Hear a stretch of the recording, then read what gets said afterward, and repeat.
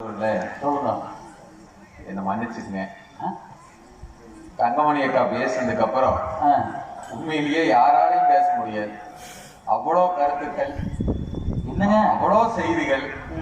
அதை எங்க மாமனை மேடையை வச்சு பேசுனதுனால அதனால அடுத்த நிகழ்வுக்கு இங்க மூலனூர் செந்தில் மாப்பிள கூப்பிட்டா வந்து பேசிக்கலான்னு சொல்லிட்டு எல்லாத்துக்கும் மன்னிச்சுங்க மன்னிப்பு கேட்டு என்னுடைய உரையை இதோடு நிறைவு செய்கிறேன். நன்றி வணக்கம் சொல்லி போன என்னை விட வெக்கம் கட்ட போய் தமிழ்நாட்டில் எவனுமே இருக்க மாட்டான். கிராமத்திலே ஏழைகள் எல்லாம் இலவச ரேஷனுக்காக காத்திருக்கிறார்கள். கிராமத்திலே ஏழைகள் எல்லாம் இலவச ரேஷனுக்காக காத்திருக்கிறார்கள். நகரத்திலே பெண்கள் எல்லாம் புதிய புதிய ஃபேஷனுக்காக காத்திருக்கிறார்கள்.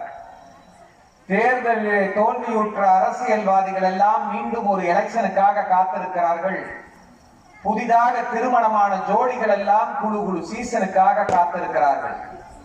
ஆனால் இந்த கிளாங்குண்டல் பகுதியிலே மட்டும்தான் எங்கள் நடுவருடைய இசை கமலுக்காக காத்திருக்கின்ற கூட்டத்தை பார்க்கிறேன். தட்டலாம் கை எப்படி ஐஸ்ல வைக்கிறீங்க? நடுவர்கள் ஐஸ் வைக்கல, தங்கமணியாக்கோ உரைய வச்சுட்டு போயிட்டாங்க. நீங்க ஐஸ் வச்சாலும் பரவாயில்ல, ஐஸ்ல இது வச்சிடாதீங்க. ஆமா நடுவர்களே, நீங்க என்ன சாதாரண நடுவரா? நீங்க பட்டிமன்றம் நடத்துவதிலே நீங்கள் ஒரு சொம்பு வைக்காத நாட்டா, தீர்ப்பு வழங்குவதிலே நீங்கள் ஒரு குடை முடிக்காத சின்ன கவுண்டர். ஓஹோ, எல்லா ஊருக்கும் சென்று பட்டிமன்றம் நடத்துவதிலே நீங்கள் ஒரு டவுசர் போடாத எட்டுப்பட்டி ராசா. அப்பா, என்னனையும் எதிரனையும் மோத விட்டு பார்ப்பதிலே நீங்கள் ஒரு 23ஆம் புலிகேசி. நகைச்சுவைக்காக சொல்லுவது உண்மையிலேயே கோயம்புத்தூர், திருப்பூர், ஈரோடு, கரூர், நாமக்கல் போன்ற கொங்கு பகுதிகளிலே கொங்கு மக்களினுடைய பண்பாட்டையும் கலாச்சாரத்தையும் சிறப்பாக வழிநடத்தி கொண்டிருக்கின்ற, நம்மளுடைய பண்பாட்டையும் கலாச்சாரத்தையும் உயர்த்தி பிடித்திருக்கின்ற கொங்கு பண்பாட்டு மையத்தினுடைய தலைவர் புலவர் கமலரசன் மாமா அவர்களை வணங்கி மகிழ்ந்த அற்புதமாக எங்களை வரவேற்று உபசரித்திருக்கின்ற ஊர் பெரியோர்களே, கரிகாளியம்மன் உள்ளிட்ட அனைத்து தெய்வங்களுக்கும் தீர்த்த காவடி உள்ளிட்ட பொங்கல் விழாவை சீரோடும் சிறப்போடும் நடத்தி கொண்டிருக்கின்ற ஊர் பெரியோர்களே, அன்பு தாய்மார்களே, எங்களை வரவேற்று அன்போடு அழைத்து வைத்திருக்கின்ற சிவசெல்வன், மூலனூர் செந்தில் மற்றும் அனைத்து மாப்பிள்ளைகளுக்கும் முதல்ல வணக்கத்தை தெரிவிச்சுக்கிறேன்.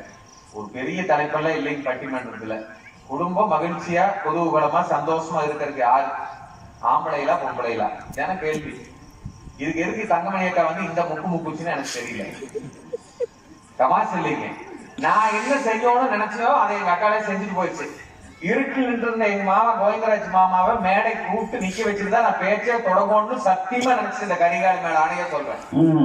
நான் செய்யறதுக்கு முன்னாடி எப்படி அது மனசுக்குள்ள போகுதோ தெரியல, என் மாமனை கூப்பிட்டு வந்து நிக்க வச்சு துண்டு போட்டாப்ல. நான் கேட்கறேன், நான் கேட்கிறேன், பட்டிமன்றம் பேசுறதுக்கு தங்கமணி வந்துச்சு. கோவிந்தராஜ் மாமன் எதுக்கு வந்தது? எள்ளுதான் என்னைக்கு காயுது, எழுப்புனுக்கு எதுக்கியா காயுது? யோசனை பண்ணி பாருங்க. இன்னைக்கு ஆம்பளை குழப்பம் அப்படித்தான் இருக்குது. உனக்கு துண்டு போடுறாங்க, கை கட்டுறாங்க, மாலை மரியாதை எல்லாம் கிடைக்கிறாங்க. நீங்க வரலாமா? மாமனருக்கு பின்னால பாப்பா பொட்டிப்பா படுற மாதிரி அடக்கி பாட்டு என்னைக்கு பின்னாடியே இருக்கணும். நீங்க அதை நினைச்சுங்களா?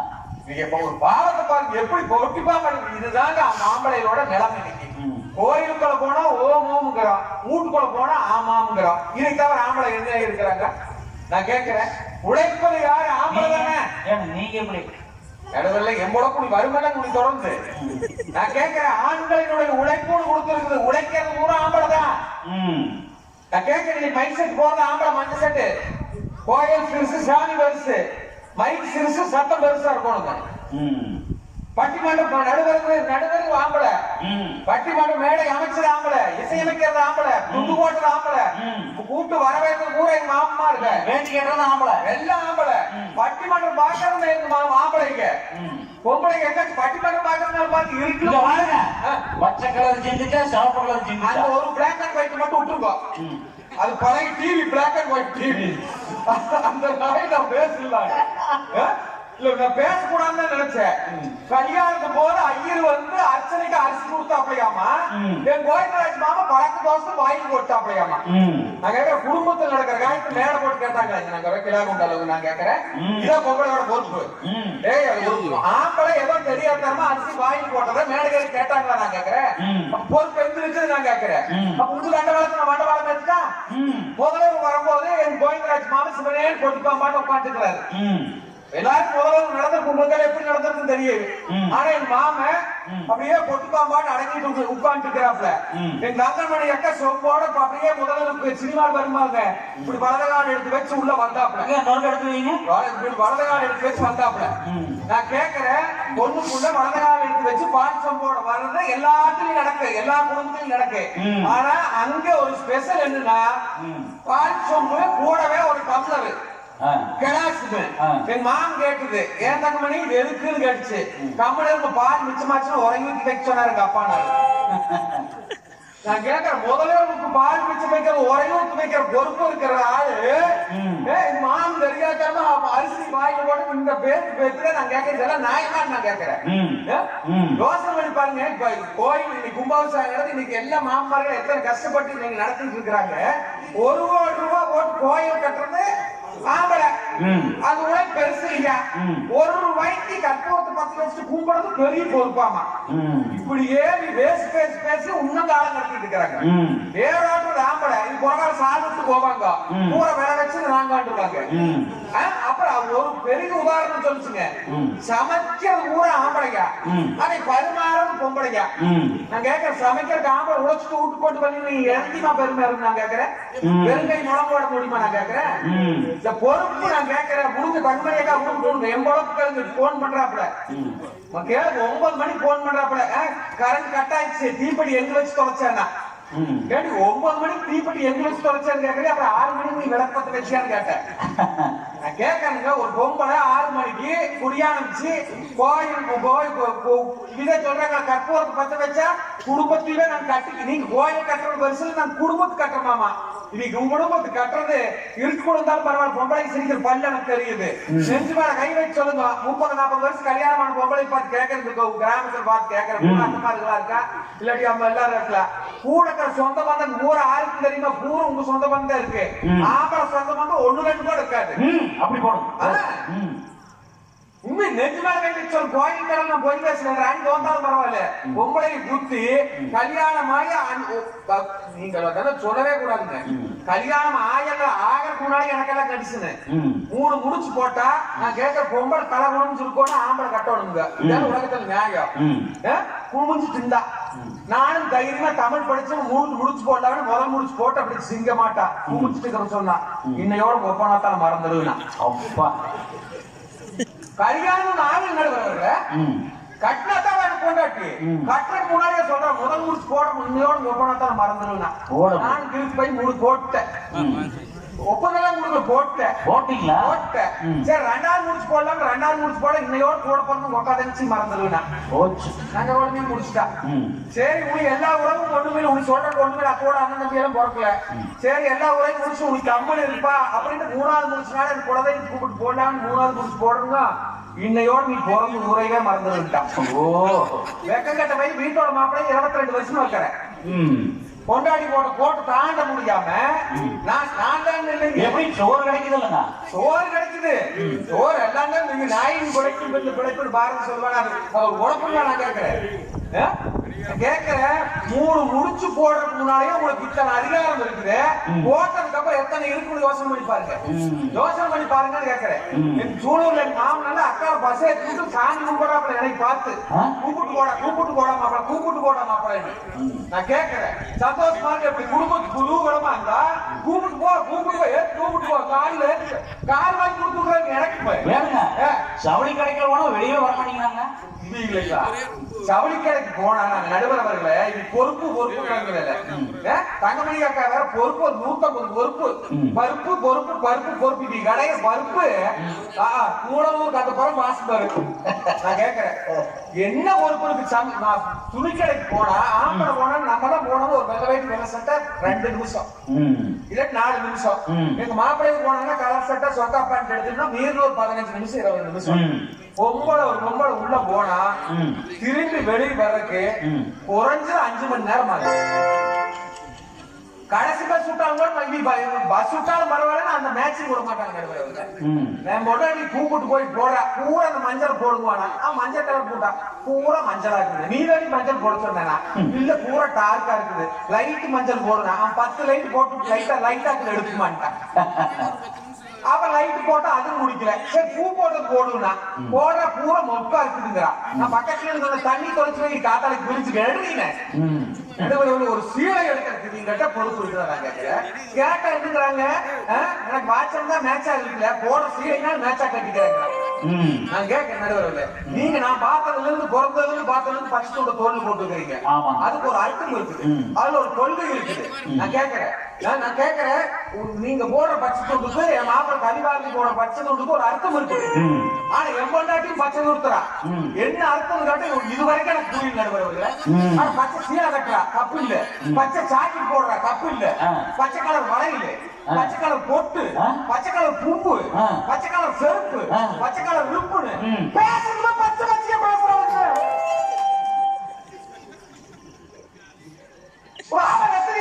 சத்தியமா சொல்றது கோயில் இருக்கலாம் கேட்கிறேன். பேயும் மடப்ப நாயும் மடக்குவேன், என் பொட்டாட்டி வாய் அடக்க முடியலீங்க. நீங்க பொறுப்புக்கலாம பொறுப்பு அடுத்து வருவாங்க. எங்க அக்கா கூட பிறகு பொறுப்பு வாய் பாருங்க. நீங்க பேருங்க சாதாமணி, அது ஊர் மாதிரி சங்கு இவங்களுக்கெல்லாம் பொறுப்பு, இவங்க கடைகிறாங்க பருப்பு, நம்மளுக்கு வரும் வெறுப்பு. யதார்த்தமா சொல்றேன், போன வெள்ளிக்கிழமை கோயிலுக்கு போறேன். எனக்கு வயிறு தெரியல, கோயிலுக்கு போறேன். நீங்க எதுக்கு வெள்ளிக்கிழமை கோயிலுக்கு போறீங்க? வெள்ளிக்கிழமை கோயிலுக்கு வெள்ளிக்கிழமை போங்க மெனு பண்ணுவாங்க, கோயில் கோயிலுக்கு கண்டுமாரின் கோயில் கோயிலுக்கு வெள்ளிக்கிழமை சனிக்கிழமை சனீஸ்வரர் கும்பிட்டு வந்துட வேண்டியதானே. நீங்க ஏன்னு நீங்க பேசுறீங்க? சனிக்கிழமை போன கற்பூரம் இருக்காது, வீட்டுல தீப்பெட்டியும் இருக்காது. நான் கேட்கறேன் யதார்த்தமா, நான் சிரிக்கிறதா சொல்லு. வெள்ளிக்கிழமை ஏன் போறதுன்னு கேட்டீங்களா? நீங்க யதார்த்தமா பாருங்க, ஆம்பளைக்கு எத்தனை போடணும் நான் வேட்டி? 4 முழம் வேட்டி ஆம்பளைக்கு, பொம்பளைக்கு பாருங்க 8 கட்சி செய்யல. நல்லா கேட்டுக்கணும், ஆம்பளைக்கு 4 முழம் வேட்டி, பொம்பளைக்கு 8 கட்சி செய்யல. கல்யாணம் வந்து எங்க மாப்பிள்ளைக்கு ஒரு 1/2 பவுன் போடுவாங்க, இல்ல 1 பவுன், அதிகபட்சம் 2 பவுன் சங்கை போடுவாங்க. கிடைக்கல பொம்பளைக்கு எத்தனை பவுன் போடுறாங்க? 9 மணிக்கு தொங்கு தாய். அது ஒட்டியானம், அது ஒட்டியானம் தான் கேட்கறாங்க. இருக்கிறது குட்டியான யாட்டா, அவன் கேட்கறது ஒட்டியானம். கடவுளுக்கே பாருங்க, சிவனுக்கு ஒரே ராத்திரி சிவராத்திரி, பொம்பளைக்கு நவராத்திரி 9 ராத்திரி. வெள்ளிக்கிழமை இன்னைக்கு கூந்தல் அவுத்துட்டு குளிச்சுட்டு எண்ணெயெல்லாம் தேய்ச்சி மிச்சம் தான் நம்மளுக்கு சனி நீர் ஆடல, இல்லாட்ட அதுவும் கிடையாதுங்க சனினுக்கு. எது வெள்ளிக்கிழமை போறேன் நான் கேட்கிறேன். நடுவரங்க இவருக்கு பொறுப்புங்கிறது 10 பைசா கிடையாது. என்ன பண்ணி சொல்ல கடவுள் கட்டு முறைகள் இல்லாம புறப்பட முன்னாடி சொன்னா இருங்க நானும் பாருன்னா என்ன போகுது. ஆமா நீ சினிமா கூப்பிட்டு போறியா இல்ல எல்லாத்தையும் குழம்பு கூப்பிட்டு ஒன்றும் இல்ல கோயிலுக்கு நான் வர்றேன்னா சரி வாடின்னு இருங்க. சீலைகள் அழுக்காயிட்டு நான் உள்ள போய் மாத்திட்டு வந்துடுறேன். சரி மாத்திட்டு வாடின்னு திணியில் உட்காந்துட்டு திணியில இங்க அம்மா உட்காந்துக்கிறாங்க, ஒரு 70-75 வயசு கிளம்பி உட்காந்துக்கிறான்.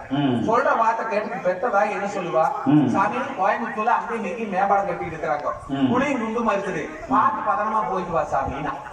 நீ உள்ள குடியும் மாத்திட்டு வந்தவா அறகுறைய காலில் கேட்டவோ என்னமோ உங்க அம்மா என்னை பத்தி எது சொன்னாலும் போனா நான் சொன்னா ஒன்னும் சொல்லல, உன்னை பத்தி ஒன்னும் பேசல, ஏறு வண்டின்னு. ஸ்கூட்டர் ஸ்டார்ட் பண்ணிட்டு ஒரு முறுக்குன்னு என் முது ஒரு சொரன்னா அது என்னோட உங்க அம்மா என்னை பத்தி எது சொன்னானா? நானா ஒன்னும் சொல்லலன்னு சொல்றேன்ல, கம்மன் உட்காரு அப்படின்னு மறுபடியும் ஒரு முறுக்குனேன். மறுபடியும் ஒரு சொரன்னு சொன்னா எனக்கு கோபம் மரியாதையா உட்காந்து திருமணம் பாருங்க நேரா கொண்டு போய் போஸ்ட் கம்பத்தில் மூடிட்டு 8 நேரம் பாருங்க. அவ சம்மன் தார் ரோட்டு கிடக்குற, நான் போய் சாக்கடையில் பப்படாயின்னு ஒழிச்சிட்டேன். மாமா மாமா மாமான்னு கத்துனா. சரி கட்டு சாக்கடையில் கிடக்குற பாப்பா காது கத்துறாளேன்ட்டு அடி என்னோட மாமானா என்னோட உங்க அம்மா என்னை பத்தி எது சொன்னான்னு சில்லா கேப் மாதிரிய 22 வருஷம் கொடுக்கணும்ன்றப்போ பிச்சில் கிடக்கிறன்னு ஒரு ஆம்பளை பொம்மான்னு சொன்னா சிரிக்கிறீங்களா? நான் கேட்கற மனசாட்சி பொதுவா சொல்றேன். நீங்களும் கல்யாணம் ஆகி வீட்டுக்கு வந்திருக்கிறீங்க. உங்களுக்கு முன்னால 30 வருஷத்துக்கு முன்னால கல்யாணம் ஆகி எங்க அம்மாவும் வந்திருக்கிறேன்.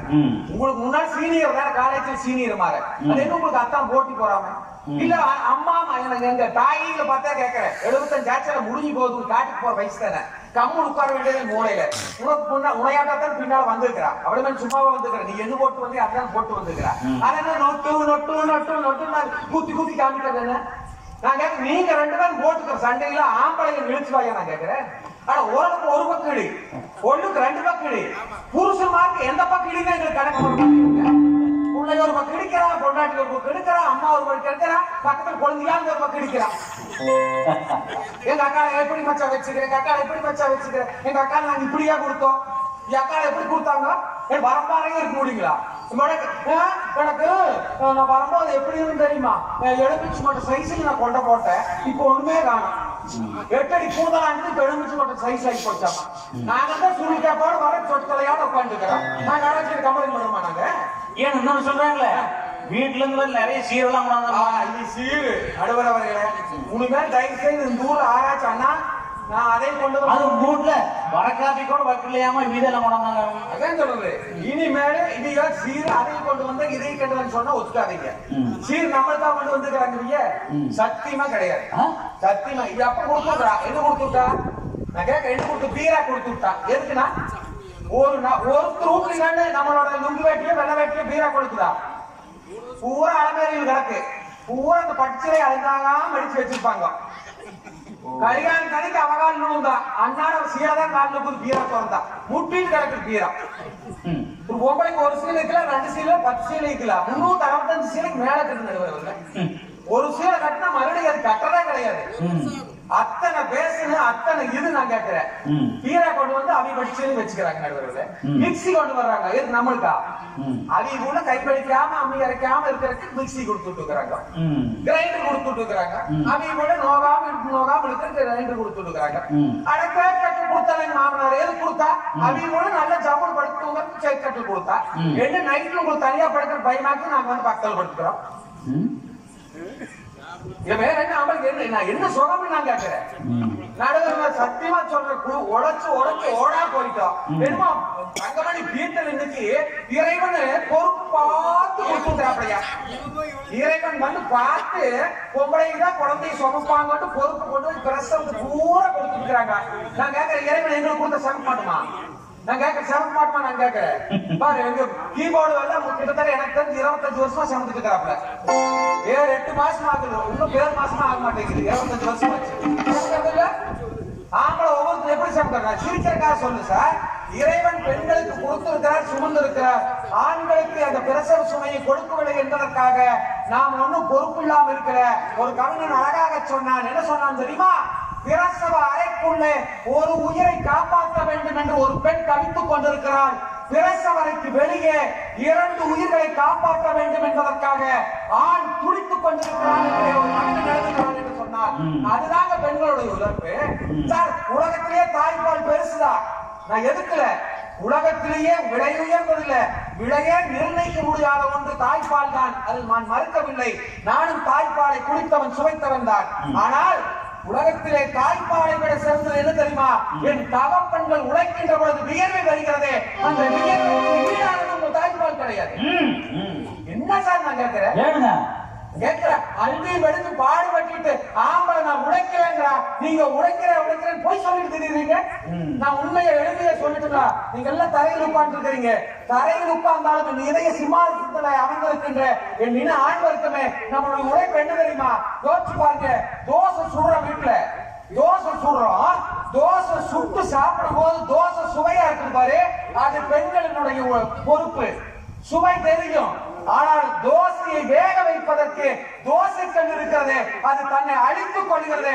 அந்த தோசைக்கல்லினுடைய தியாகம் தான் ஆணினுடைய உழைப்பு. தோசைக்கல்லினுடைய தியாகம் ஆணினுடைய உழைப்பு, தோசையினுடைய சுவை பெண்ணினுடைய உழைப்பு.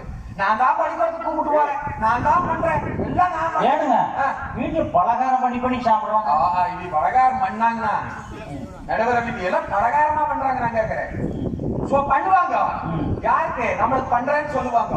மூத்தவனுக்கு பொடிக்குமே முருங்கைக்காய், கடைசியாளுக்கு குளிக்குமே கத்திரிக்காய், இளையவனுக்கு குளிக்குமே இளங்காய், எல்லாம் பண்ணுவாங்க. எல்லாம் பண்ணி சாப்பிட்டு எல்லாம் செஞ்சு வச்சு நம்மளுக்கு வேலைக்கு போறவங்க தன் டிஃபன்ல போட்டு கொடுத்துருவாங்க. காலேஜ் போற பிள்ளைய பஸ்ல போட்டு கொடுத்து நல்லா கேட்டுக்குங்க. 11 மணிக்கு கடவாளை எல்லாம் போட்டு இந்த ரங்காராஜ் ஒரு படத்துல பாடுவாங்க. மாயா பஜார் படத்துல கல்யாண சமையல் சாதம் காய்கறிகளும் பிரமாதம் எனக்கு போதும் அப்படி தலவாழை போட்டு அத்தனையும் முருங்கைக்காய், கத்திரிக்காய், கோவக்காய், என்ன அரசாணிக்காய், சேர கலந்து அத்தனையும் செஞ்சு ஒவ்வொருத்தருக்கும் சொல்லி போட்டுட்டு சாப்பிட்டு சாப்பிட்டு கல்யாணமாய் வரும்போது 5 கோடி காட்டத்தான் வர்றாங்க. திரும்ப அழகா தான் வர்றாங்க. வீட்டு கூட 4 வருஷம் 5 வருஷம்னா ட்ரம் மாதிரி ஆயிடுறாங்க. அதனால உண்மை சொல்லக்கூடாது குடும்பம் ஆயிட்டேன். உண்மை சொல்றேன். வரும்போது ஒரு கதவு திறந்தாலும் ஒத்த கதவுலயே நேரா வந்துட்டு இருந்தா, 2 கதவு திறந்தாலும் கூட உழைச்சிட்டு தான் வந்துட்டு இருக்கிறாங்க. போய் காட்டுன ஒத்த கதவு நேரா வந்துட்டு இருந்தா, இப்ப 2 கதவு திறந்து வந்து சைடுல தான் வர்றா. யோசனை பண்ணி பாருங்க. பூ இப்ப அப்படி நாங்கெல்லாம் எப்படி இருக்கிறோம் நான் கேட்கிறேன். கல்யாணம் ஆகும்போது எப்படி இருக்கு, இப்ப ஆம்பளை எப்படி இருக்கிறாங்க சார்? உழைச்சு ஓடா போடுறோம். அத்தனையும் சாப்பிட்டு நான் என்ன சாப்பிட்டு கட்டு கொண்டாடி திங்கிறது யாருக்கும் நம்ம இடம் போட்டு பேசக்கூடாது. உடம்புக்கு சாப்பிடறதுக்கு கொண்டாடி சாப்பிடறது, நம்ம அப்பனாத்தா சாப்பிடறது உழைக்கிறோம். வேற எதுக்கு உழைக்கிறோம்? நம்ம ஆம்பளை எதுக்கு சார் உழைக்கிறோம்? வெளிநாடு போய் ஒவ்வொருத்தரும் சம்பாதிச்சு வராங்க. எதுக்கு போறான்? அவன் போட்டுக்கிறா, அவனாக நம்ம போட்டுக்கிறா. பட்டிமன்றத்துக்கு அப்பா சொல்ற ஒரு ஆம்பளை வெளிநாட்டுக்கு போய் தேசம் விட்டு பைனான்ஸ் பண்ணி இந்த ஊருக்கு கொண்டு வரான்னு சொன்னா எதுக்கு கொண்டு வர? அவன் போட்டுக்கிறா. இல்ல நான் கொண்டாட்டி நல்ல போட்டுக்கோணும், நான் கொண்டாட்டி படிச்சே கட்டிக்கோணும், நான் கூட கான்வென்ட்ல படிக்கணும், நம்ம தாய் நோய் இல்லாம மருந்தோட சாப்பிடணுங்கிறத ஒரு ஆம்பளை போயிட்டு பியூட்டி பார்லர் நான் கேட்கிறேன். கோயிலுக்கு வரும்போது ஆம்பளை நீங்க யோசனை பண்ணி பாருங்க. வெளிநாடு போயிட்டு திரும்பி வரும்போது ஆம்பளை சென்டென்ஸ் வருவா. அவன் நல்லா இருக்கணும், அவன் மணக்கணுங்கிறக்காக இல்ல. நான் சொல்ற சத்தியமா சொல்ற, வெளிநாட்டுல உழைத்து அவனுடைய வியர்வை நாட்டம் வீட்டில் இருக்கின்ற பெத்தவங்களுக்கோ கட்டுகளுக்கோ தெரியக்கூடாதுங்கிறக்காக வெளிநாடு போயிட்டு திரும்பி வரும்போது சென்ட் போட்டு வராங்க ஆம்பளை. சத்தியமாக சொல்கின்றேன், செய்கின்ற தியாகங்களை எல்லாம் மறைத்து வாழ்பவன் ஆண்கள். தங்களுக்கு உழைப்பெல்லாம் ஒன்றுமில்லை என்று சொல்லுவேன் நான். ஆனால் உழைக்காமலேயே சும்மா வீட்டுல குழைச்சு கொண்டு இருக்கின்ற பெண்கள் எல்லாம் நாங்கதான் சொல்றவங்க சார். இறைவனிடவே ஆம்பளை சொன்னான். நல்லா கேட்டுக்கீங்க. நான் சொல்ல தனபாலம் சொல்ல, இறைவன் கிட்ட முறையிட்டாங்க. நாங்க தான் அழகா இருக்கணும், நாங்க தான் அந்தஸ்தா இருக்கணும்னு. எல்லா உயிரினங்களும் போராடிச்சு. கடைசியில் என்ன நடந்தது தெரியுமா? சிங்கத்தை பாருங்க, ஆண் சிங்கம் விடரையோட அழகா இருக்கும், அழகா ஆண் சிங்கம் கர்ஜிக்கும். பொம்பளை சிங்கத்தை பாருங்க, மயில பாருங்க, ஆம்பளை மயில் அப்படி தோகை விரிச்சு ஆடிச்சு அத்தனை அழகா இருக்கு. பொம்பளை மயில் பாருங்க பார்க்கவே முடியாது. குயில் குரல் ஆண் குயில கேட்டு பாருங்க, அவ்வளவு கேள்வி நிசையா இருக்கணும். பொம்பளை குரல் கேட்க முடியாது. கோழியில பாருங்க, சேவல் பாருங்க அப்படி தாடியோட சிவப்பு கலர் அழகா இருக்கும். பொட்டை கோழி நல்லா இருக்காது. யானை பாருங்க அப்படி கந்தத்தோட இருக்கிற ஆண் யானை, பொம்பளை யானை பார்க்க முடியாது. சார், உலகத்தில் இருக்கின்ற அத்தனை உயிரினங்களும் ஆண்கள் அழகாகவும் அந்தஸ்தோடும் பிறந்தன.